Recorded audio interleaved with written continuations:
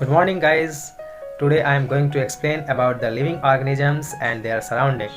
अगर गाइज आपको यह वीडियो पसंद आया तो प्लीज़ इसको लाइक कीजिए और बिना स्किप किए हुए पूरे वीडियो को अच्छे से देखिएगा, तभी पूरे कंटेंट समझ में आएंगे। आप इस चैनल पे अगर नए होंगे तो कृपया करके इस वीडियो को लाइक कर दीजिएगा और मेरे चैनल को सब्सक्राइब करिएगा, क्योंकि हमारे चैनल पे ऐसे ही वीडियो हमेशा मिला करेंगे। मैं Ashish Kumar Pandey from Delhi public convent school, Middha Bahri, Ballia. Thank you. Please listen this video carefully. Thank you. This is desert area, this is hilly areas, and this is coastal areas. Now I am going to explain about the biotic and abiotic component of our environment. Our environment is made up of living and non-living components. All of them interact with each other. हमारा जो environment होता है वह living और non living component से मिलकर बना हुआ है। उनमें से सभी एक दूसरे से आंतरिक रूप से जुड़े हुए हैं। The living or biotic component include all living organisms. This constitutes the biotic or biological environment. जितने भी living और biotic component हैं, यानी जितने भी सजीव हैं, जितने भी जैव घटक हैं हमारे वातावरण के, इनमें सभी सब प्रकार के सजीव प्राणी शामिल हैं। ये जो है हमारे इन्वायरमेंट के बायोलॉजिकल कंपोनेंट कहलाते हैं। और अब जो बात करने जा रहे हैं वो है नॉन लिविंग। नॉन लिविंग और abiotic component include air, water, soil, sunlight and temperature etcetera. जो हमारा नॉन लिविंग या एबायोटिक कंपोनेंट है, इसमें क्या क्या है? हवा है, पानी है, मिट्टी है, सूर्य का प्रकाश है और तापमान इत्यादि हैं। दिस कॉन्स्टिट्यूट्स द एबायोटिक और फिजिकल इन्वायरमेंट। इनमें सभी अजैव घटक या जिसको हम लोग कह सकते हैं फिजिकल इन्वायरमेंट, ये सभी शामिल होते हैं। This factor affect the living organism found in the area. ये जो भी फैक्टर्स हैं यह उस क्षेत्र में पाए जाने वाले सभी प्रकार के सजीव प्राणियों को प्रभावित करते हैं। Biotic and abiotic component constitutes the natural environment. जो जैव घटक या जो अजैव घटक हैं ये सभी हमारे प्राकृतिक वातावरण के ही भाग होते हैं। Human beings are also a part of the environment. Human beings यानी मानव जाति भी इस वातावरण का एक भाग है। We can change the environment to suit our needs. हम अपनी आवश्यकताओं को पूरा करने के लिए इस वातावरण को अपने हिसाब से बदल सकते हैं। Today we do not live in the natural environment. आज हम जिस वातावरण में रहते हैं वह पूरी तरह से प्राकृतिक वातावरण नहीं है, क्योंकि पहले के समय में लोग जंगलों में रहा करते थे और जंगलों के जीवन को ही वो सामान्य प्राकृतिक वातावरण के तौर पर समझते हैं। द सिटीज और villages we live in have a human made environment. जिन शहरों, जिन गाँवों में आज हम रहते हैं वह मानव के द्वारा निर्मित किया हुआ एक वातावरण है। If you study the environment in different areas such as desert, hilly or coastal areas, you will find that the environment is different. अगर आप वातावरण के बारे में अध्ययन करें, किसी भी क्षेत्र के वातावरण के बारे में अध्ययन करें, जैसे कि मान लीजिए कोई रेगिस्तान है या पहाड़ी क्षेत्र है या समुद्र तटीय क्षेत्र है, तो you will find that the environment is different. आप पाएंगे कि जगह जगह का वातावरण जो होता है अलग अलग प्रकार का होता है, but the basic component are the same. लेकिन जो उनका बेसिक कंपोनेंट है, जो आधारभूत घटक है, वो एक जैसा होता है। यानी जीवन को जीवित रहने के लिए जो महत्वपूर्ण दशाएं हैं उस वातावरण में मौजूद होती हैं। Biotic component and their interaction, यानी जैव घटक और उनका जुड़ाव। The living or biotic components. Biotic organisms that make up the basic component of an environment can be divided into 3 groups depending on how they obtain their food. जो living या biotic organisms हैं, जो सजीव है प्राणी, that make up the biotic components of an environment, जो किसी वातावरण के जैव घटक को बनाते हैं, can be divided into 3 groups. उन्हें 3 समूहों में बांटा जा सकता है। यह डिपेंड करता है कि वह किस प्रकार से भोजन के प्राप्त करने के लिए निर्भर होते हैं। सबसे पहले हम लोग बात करते हैं प्रोड्यूसर्स की।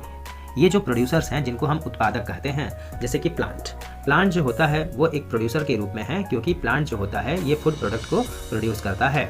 ह्यूमन हो चाहे वो एनिमल हो, ये भोजन अपना स्वयं नहीं बनाते हैं, केवल प्लांट ही जो होता है वह फूड प्रोड्यूस करता है। जैसा कि आप जानते हो, green plant make their own food from carbon dioxide and water. हरे पौधे जो है अपना भोजन कैसे बनाते हैं? तो कार्बन डाइऑक्साइड और वाटर का इस्तेमाल करके। ये जो है रॉ मटेरियल के रूप में यूज होते हैं। Using the energy of sunlight और सूर्य की ऊर्जा का इस्तेमाल करते हैं। This process of making food is called photosynthesis. यानी कार्बन डाइऑक्साइड और वाटर रॉ मटेरियल के रूप में इस्तेमाल होता है और सूर्य का प्रकाश जो होता है वो एनर्जी के रूप में इस्तेमाल होता है।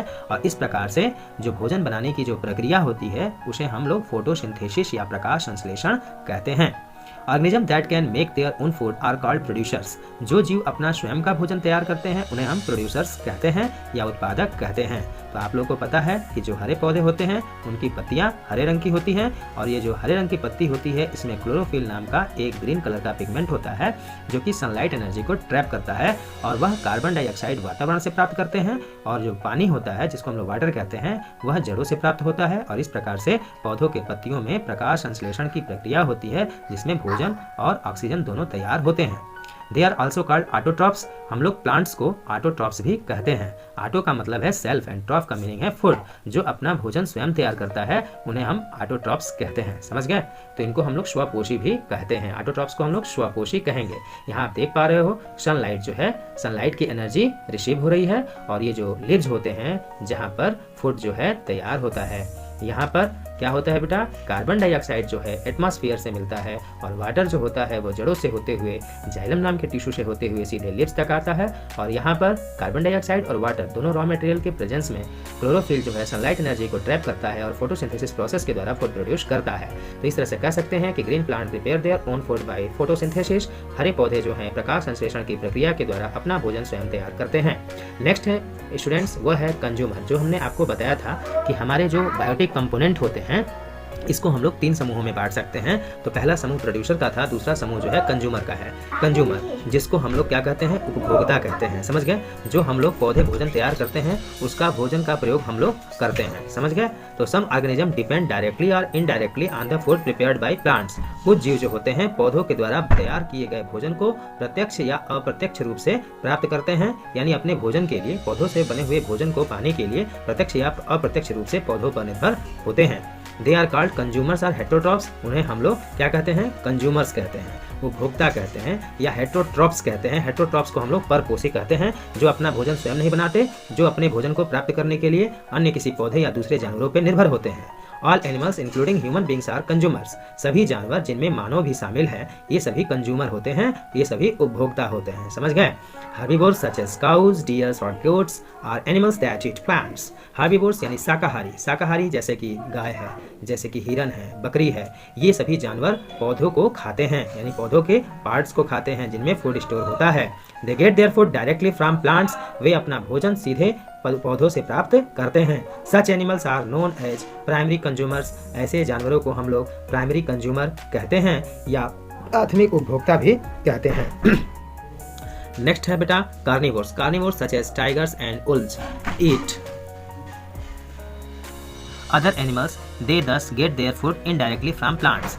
ये जो जानवर हैं जिनको हम लोग कार्निवोर्स या मांसाहारी जानवर कहते हैं, जैसे कि बाघ है, जैसे कि भेड़िया है, ये और भी दूसरे जानवर हैं, ठीक है। ये अपना पौधों से भोजन प्रत्यक्ष रूप से नहीं जबकि अप्रत्यक्ष रूप से प्राप्त करते हैं। इन्हें हम लोग सेकेंडरी कंज्यूमर भी कहते हैं या द्वितीयक उपभोक्ता भी कहते हैं, क्योंकि ये पौधों खाने वाले जानवरों को ये खाते हैं। जो जानवर पौधे को खाते हैं उन जानवरों को ये कंज्यूमर जो होते हैं खाते हैं, ये कार्निवोर्स कहलाते हैं। इसलिए इन्हें हम सेकेंडरी कंज्यूमर कहते हैं, यानी डायरेक्टली ग्रीन प्लांट्स को नहीं खाते, बट ये ग्रीन प्लांट को खाने वाले किसी अन्य जानवरों को खाते हैं, इसलिए इन्हें हम लोग सेकेंडरी कंज्यूमर कहते हैं। ऐसे इनको कार्निवोर्स भी कहा जाता है। नेक्स्ट होता है बेटा ऑमनिवोर्स। ऑमनिवोर्स जो हैं ये भी कंज्यूमर्स हैं, इनको हम सर्वाहारी कहते हैं। Such as humans, bears and crows consume both and plants and animals. ये जितने भी ऑमनिवोर्स हैं जैसे कि ह्यूमन है, मानव है, भालू है, कौवा है, ये जो है पौधे और जानवर दोनों को खाते हैं, इसलिए इनको हम ऑमनिवोर्स कहते हैं। ये सभी जो तीनों मैंने आपको बताया कंज्यूमर्स में, प्राइमरी कंज्यूमर, सेकेंडरी कंज्यूमर, समझ रहे हैं ना। और ये जो ऑमनिवोर्स के बारे में मैंने बताया ये सभी कंज्यूमर्स के अंतर्गत आते हैं। अब अगला जो तीसरा पार्ट है वो है डीकम्पोजर्स का, समझ गए। तो bacteria and fungi are very small organisms that can not be seen with the naked eyes. Bacteria है जिसको हम लोग क्या कहते हैं, जीवाणु कहते हैं, समझ गए। और ये जो फंजाई हैं जिनको हम लोग फफूंद भी कह सकते हैं, ये जो होते हैं बहुत छोटे छोटे जीव होते हैं जो कि हमारे खुली आंखों से दिखाई नहीं देते हैं। ये माइक्रो ऑर्गेनिजम्स कहलाते हैं या सूक्ष्म जीव कहलाते हैं। They are consumers that feed mainly on the dead remains of plants and animals. ये सभी वे उपभोक्ता होते हैं जो मुख्य रूप से मरे हुए पौधे और जानवरों के अवशेष को खाते हैं। The nutrients that producers green plants absorbs from the soil are passed on to all the consumers. ये nutrients जो कि प्रोड्यूसर्स यानी ग्रीन प्लांट्स मिट्टी से एब्जॉर्ब करते हैं, ये सभी प्रकार के कंज्यूमर्स में पहुंचता है। व्हेन ए प्रोड्यूसर और a consumer dies, bacteria and fungi act to break down और decompose the dead material of its body into the nutrient substances it was made up of. जब ये, चाहे वो प्रोड्यूसर हो या कंज्यूमर हो, जब ये मर जाते हैं तो इनका शरीर का जो अवशेष होता है, ये बैक्टीरिया, ये फंजाई उन पे क्रिया करते हैं, उनको डिकम्पोज करते हैं, अपघटित कर देते हैं, और अपघटित करने के बाद इनके जो मरे हुए शरीर के अवशेष होते हैं, इनको न्यूट्रिएंट्स में बदल देते हैं, और तब जा करके यह दोबारा मिट्टी में वापस लौट जाता है। This nutrients return to the soil from where they came and mix with it. ये न्यूट्रिएंट्स पुनः उस मिट्टी में वापस चले जाते हैं जिससे वो प्राप्त हुए थे। Therefore, bacteria and fungi are known as decomposers. इस तरह से कह सकते हैं कि जो बैक्टीरिया है या फंजाई हैं, ये क्या हैं? डिकम्पोजर्स हैं। समझ गए ना? ये अपघटित करने वाले हैं, समझ गए, जिसको आप मार्जक भी कह सकते हैं। Thus the decomposers serve a very useful purpose of maintaining the balance of nutrients in the soil by returning the nutrients to it। इस प्रकार से जो डिकम्पोजर्स होते हैं, बहुत ही महत्वपूर्ण जो होता है इनका उपयोग है, ये जो है मिट्टी में पोषक तत्वों के संतुलन को बनाए रखने के उद्देश्य से काफ़ी ज़्यादा महत्वपूर्ण होते हैं, क्योंकि ये मिट्टी में दोबारा न्यूट्रिएंट्स को वापस लौटा देते हैं। In this way nature recycles the nutrients. इस प्रकार से यह जो प्रकृति है वह पोषक तत्वों को बार बार रिसाइकलिंग करता रहता है, जिसका पुनर्चक्रण होता रहता है। That have been taken from the soil, जो मिट्टी से प्राप्त किया गया है। दिस इज वेरी इंपॉर्टेंट, ये काफ़ी महत्वपूर्ण है। Since the total amount of the nutrients does not change, यह जो मतलब पोषक तत्व की जो कुल मात्रा है वो बदलती नहीं है। So what has been taken away must be put back for life to survive. जो कुछ भी इससे प्राप्त होता है दोबारा इसमें लौट जाता है, जिससे जीवन जो है आगे सामान्य रूप से बना रहता है। स्टूडेंट्स, आपको यह वीडियो बहुत ही अच्छा लगा होगा, तो इसको कृपया इसको लाइक करें, और अगर आप इस चैनल पर नए हैं तो सब्सक्राइब करें। मैं Ashish Kumar Pandey from Delhi public convent school Minta Bahri Ballia से बोल रहा हूँ। इसलिए स्टूडेंट्स कृपया ध्यान से इसको पढ़िएगा। अगर आपको पसंद आए तो जरूर वीडियो को लाइक कीजिएगा। मेरे और भी दूसरे चैनल्स हैं AR देशभक्ति के नाम से, उसे भी आपको पसंद आए तो सब्सक्राइब कर लीजिए।